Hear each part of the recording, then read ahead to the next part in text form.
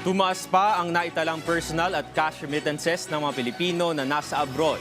Batay sa ulat ng Bangko Sentral ng Pilipinas, pumalo sa higit 3 billion US dollars ang naitalang personal remittances nitong Mayo na mas mataas sa 2.97 billion US dollars noong nakaraang taon.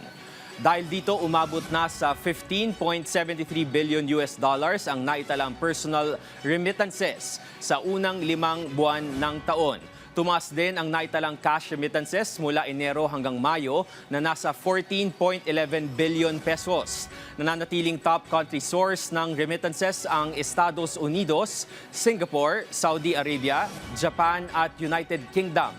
Mahalaga ang papel ng remittances ng overseas Filipinos dahil makatutulong ito para mapalakas ang household income, spending at kabuuang domestic demand na mahalagang sangkap para sa pag-unlad ng gross domestic product ng bansa.